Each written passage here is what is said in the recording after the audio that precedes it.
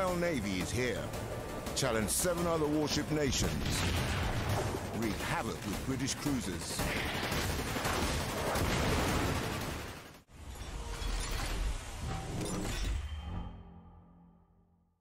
Hello and welcome once again everyone. Today I'm going to take a closer look at the brand new premium British cruiser HMS Exeter, situated at Tier 5 in the Tech Tree. Some of Exeter's great strengths include firstly its 6 203mm guns, which are capable of dealing devastating armour-piercing salvos on enemy cruisers. The Tier 4 Japanese cruiser Kuma goes down swiftly to 2 salvos before I switch over to the Tier 5 Russian cruiser Kirov, which is showing broadside. And despite underestimating its speed, Exeter still lands a double citadel hit, knocking out its engine. Exeter's second great strength is its torpedoes and fantastic firing angles, allowing you to ambush and rush even higher tier and heavily armoured opponents like this enemy Fuso shown here. Here I can use my port side launcher without having to expose any broadside and still hug the island for cover while keeping my starboard launcher ready if needed. The Fuso has a considerable torpedo belt, reducing damage by 34%, and he tanks the first salvo. Seeing that his guns are still turned on my friendly destroyer, I can rush forward and finish him off. It takes the full 6 torpedoes to sink him, but job done nonetheless. So before starting the main highlights, let's look at the full ship build, including upgrades and captain skills. Starting off with all premium consumables. Exeter is a premium ship earning you more credits than normal, so don't be cheap, as these extra charges will help keep you alive longer, especially the repair party. Tier 5 is known for being saturated with double CV matches, including lots of destroyers, so the extra charges of hydro and fighters will invariably get used and are never a waste. Onto the upgrades. Main armament mod 1, damage control mod 1, aiming systems mod 1. Moving on to the captain skills, I've gone for priority target, preventive maintenance, expert loader, expert marksman, adrenaline rush, superintendent, demolition expert and concealment expert, leaving 2 points where I intend to put into jack of all trades. So let's take a look at what this build means to the Exeter's final ship stats. Survivability, we get 29,400 hit points, complemented by a total of 4 repair parties. Our main artillery consists of 3 dual 203mm turrets, 2 in the front, 1 in the back, with a firing range of 14.3 kilometers. Exeter comes with 2 X3 fast reloading torpedo tubes with 8 kilometers of range, 1 on each side with incredibly good firing angles. Exeter's AA defense rating of 32 is not bad at all, and is also complemented by the fighter consumable. Maneuverability comes in with a top speed of 32 knots, a turning circle of 650 meters, with a rudder shift time of 8.4 seconds.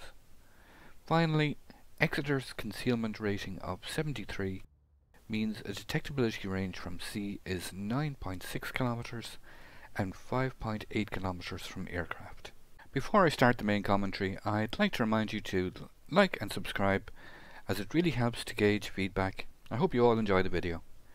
HMS Exeter was the second and last York-class heavy cruiser built for the Royal Navy during the late 1920s. When World War II began in 1939, Exeter was assigned to patrol South American waters against German commerce raiders. HMS Exeter was one of 3 British cruisers involved in the first naval battle of World War II, where they engaged the German pocket battleship, the Admiral Graf Spee, off the coast of Argentina, which would later become immortalized in the film The Battle of the River Plate. Exeter was severely damaged during the battle, necessitating over a year in dry dock for repairs. Exeter was transferred to the Far East after the start of the Pacific War in December 41, where she took part in the Battle of the Java Sea as the Allies attempted to intercept several Imperial Japanese Navy invasion convoys. The Exeter was crippled early in the battle, but she did not play much of a role as she withdrew. 2 days later, as she attempted to escape inbound Japanese forces, Exeter was intercepted and sunk by Japanese destroyers at the beginning of March 1942 in the Second Battle of the Java Sea. HMS Exeter was not blessed with good fortune in real life, and I found this very much reflected in the matchmaking for random battles. After playing 30 games in the Exeter, I had 1 game without carriers, and only 6 games at top tier. That's a quite oppressive 4 out of 5 games being bottom tier. HMS Exeter is the first British cruiser in the game to have no smokescreen consumable. Combine that with the widespread presence of enemy aircraft and higher tier battleships, you will need to have your wits about you and proceed very cautiously. Due to this heightened threat level and its complete lack of protective armour, I find it very hard to recommend HMS Exeter for beginner level players. But for all the collectors out there and those looking for a challenge, HMS Exeter, despite the difficulty level, can be quite a bit of fun. So our challenge is how to play HMS Exeter as a novice player. Exeter can feel quite unforgiving due to her weak, squishy armour and her slow rate of fire. Your first encounter with any kind of battleship, especially higher tiers, or even any gunboat destroyer, will highlight this all too quickly, resulting in a speedy return to port. Learning to understand how to mitigate these core weaknesses will be just as important as utilising Exeter's great strengths. HMS Exeter has some of the best concealment, strong AA defence, and great agility, and due to the repair party, the best overall durability of any of the Tier 5 cruisers. Despite having some of the best concealment at Tier 5, in practice you'll find yourself detected quite a bit due to the presence of enemy aircraft, so utilising island cover whenever possible is very important, not only in staying alive by not presenting an easy target to the enemy, but using quick relocations between cover will allow opportunities to get off some quick pot shots at the enemy.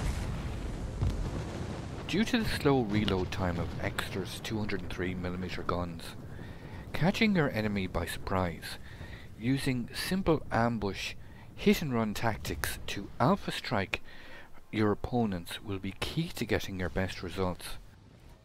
Exeter is well set up to accomplish this, largely owing to her great agility and concealment, 2 areas where Exeter truly excels. Be the hunter and not the hunted, and use these great strengths to dictate your engagement ranges, preferably under 10 kilometers, enabling you to land those juicy citadel hits more reliably before kiting away or going dark to drop detection. Keeping those engagements short but deadly will allow you to heal up using Exeter's repair party, allowing you to rinse and repeat these kind of attacks to great effect. Due to the fact I've played so many difficult Tier 7 games in the Exeter, suddenly finding myself in a Tier 5 match and being top tier, well, it feels quite the novel experience. I've been way too cavalier, and instead of practicing what I'm preaching, I've been sailing around in the open, taking random pot shots at different targets. It's a big mistake, and an accident waiting to happen.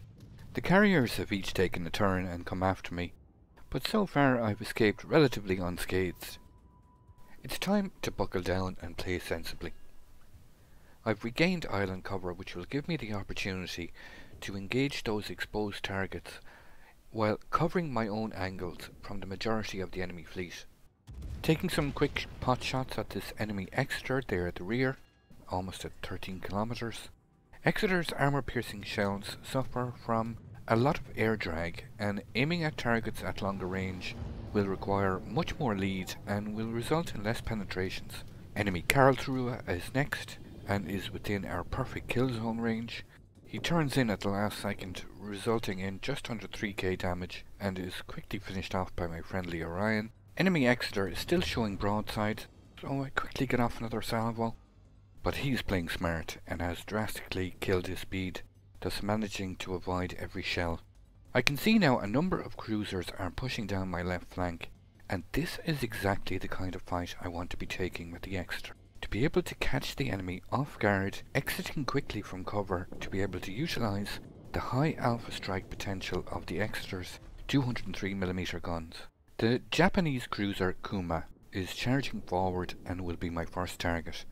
Just pausing until my rear guns also have clear line of sight on target to fire and immediately turn and start kiting away. He had virtually no time to react, and despite trying to turn in at the last second, he takes a massive triple citadel salvo, resulting in over 15,000 damage. The Kuma realises now he is in deep trouble, and desperately tries to turn away, exposing even more broadside, making it even easier to finish him off. Enemy Kirov is now our next target, and distracted, shooting my friendly Omaha, and is also showing full broadside. Despite slightly underestimating his speed, Exeter still manages to land a double citadel strike, knocking out his engine. Whenever you find yourself engaged in the open, always make the conscious decision to change course and speed as often as possible to throw off the aim of anyone targeting you. It's a great habit to start learning at lower tiers, and will stand you in good stead as you progress throughout the game. I overestimated the Kirov speed with my second volley, not taking into account I had knocked out his engine with the previous salvo. A great indicator of a ship's speed is to examine the angle of smoke coming from the smokestacks. In this case, the Kirov is sailing virtually at full speed. After a couple of tries, I'm finally able to correct my aim and take down the enemy Kirov. My friendly Omaha is now in a bit of a pickle. He was in the process of charging that Kirov and is now overextended while under assault from one of the carrier's attack aircraft, and getting dangerously close to the enemy battleship Wyoming into the bargain. When possible, like now, use the repair party while undetected, which will allow you to heal for the maximum amount as opposed to trying to heal under fire. The Exeter has similar armour to the Omaha, and getting close to a battleship in the open is something to be avoided at all costs, for any not wanting to be immediately blasted out of the water. There is little now I can do to help save the Omaha, but take advantage of his sacrifice. I switch to high explosive to try and pile on the pressure to the enemy Wyoming, who is already on fire. It's moments like this where you need to deal with enemy battleships is where the Exeter feels quite underwhelming. Exeter's high explosive shells have the same velocity and travel time as its armor piercing shells, so there's no need to adjust your aim. But they feel quite underpowered, despite the fact with this specific captain build it has a quite respectable 19% fire chance. Exeter's HE just feels very weak, in stark contrast to the only other British cruiser in the game that has access to high explosive, the HMS Belfast, which will burn through any number of targets at an alarming rate. But I digress. I'll leave the Belfast for another video. Using the Exeter's good speed and manoeuvrability to fall back here and dodge any incoming shells as best as possible, as the Exeter doesn't deal well with enemy fire. I especially don't want to get caught in any kind of crossfire from multiple battleships. The plan is to retreat until I have island cover once again, denying any crossfire, to angle solely against the Wyoming and whittle him down as quickly as possible. It's a team that will feel quite repetitive and slow versus enemy battleships. Lots of shattered shells, low damage volleys, hoping to set fires. I guess it's only tier 5 after all, and miracles, I guess, are not to be expected. I've used my concealment to maneuver around here. Opening volley. Managed to get a fire on the Wyoming. I'm just going to slow down here and use this island cover. Try and aim at the rear of this Wyoming. Try and get the rear of a ship on fire. Again, only managed to land 3 shells, one of which shatters. Quickly speed up and use the island. Angle in. Fire is burning nicely on the Wyoming. He has repaired that fire. Quick look around. This is dangerous. Even though I'm fully angled, he still manages to get a 4K volley on me. Just going to reverse away here. Managed to get a second fire. That will burn on the rear of a ship. Enemy Wyoming is quite low now, but I only have to focus on this guy as he's the only one who can actually shoot me. Just going to keep twisting and turning. Managed to avoid that volley completely. I'm just going to rely on my front guns here. I don't want to show too much of my ship to this guy, as these battleship guns are more than capable of citadeling me. This should be enough to finish him off, and the enemy Wyoming goes down. So we get our third kill.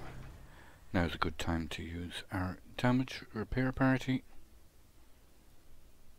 and the enemy Orion will be our next target. Just going to put down some torps here.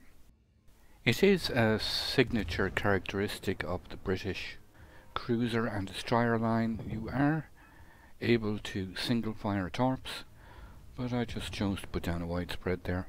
Let's put this guy under fire and continue to kite away. He is quite low. Just going to distract him while those torps... Oh, I did manage to get a fire on him, and that burns him down, and we get our fourth kill. We've managed to take control of this match now, with 2 capture points to 1, a 2-ship lead, and the points lead. It should be just a matter now of mopping up the surviving enemy ships. The German battleship Kaiser will be my next target, but first I need to close the distance, and this upcoming sequence has something I feel is very important for newer players to understand. How to use islands to stealth fire with impunity without ever being detected. To explain it simply, it's all about line of sight. As long as your target is hard spotted by either planes or friendly ships, as soon as you break that line of sight using an island, and that island is low enough for you to lob shells over it, you can fire your guns undetected. Using terrain effectively like this, being able to rain down shells on the enemy without ever being seen, will make you a real thorn in the side of the enemy team.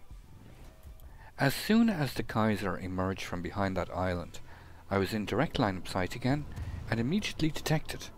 Hence the hard turn to starboard, to once again place the island between the Kaiser and myself, to once again drop detection and continue to fire from stealth, greatly reducing any risk of taking any return fire whatsoever. Kaiser repaired that fire, and now it's just a question of adjusting my speed to keep that island between the Kaiser and myself, while I continue to rain down shells on him. There we managed to get another fire. Just need to speed up here a little bit, I think.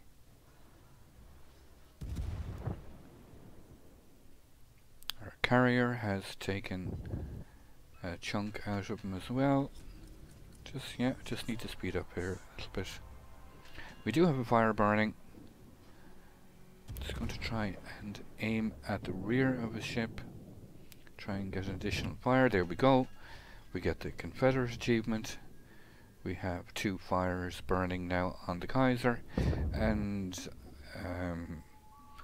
I was already counting that as my Kraken, but I'm denied. 2 fires burning on him, but the Königsberg intervened in normal World of Warships fashion. Enemy Exeter just repaired a fire. I'm just going to keep firing high explosive here. The game is virtually over. Would be nice to try and get the Kraken just before the game ends. Hms Exeter has switched fire to me. Okay, managed to set him on fire. He did repair a fire only moments ago, so that will burn. And the October takes him out. So it's not to be. But still quite a nice game in the HMS Exeter. I managed to do almost 90,000 damage, which is very respectable for a tier 5 cruiser. So what's the final prognosis? Well, HMS Exeter is a challenging ship to play, especially considering the matchmaking and lack of smokescreen. But played carefully, it can feel quite powerful at times and can be a lot of fun, especially if you picked up the ship for free during the recent missions. I'd like to thank you all for watching. Take some time to check out some of my other videos linked at the end, and until the next time, keep sailing it like you stole it.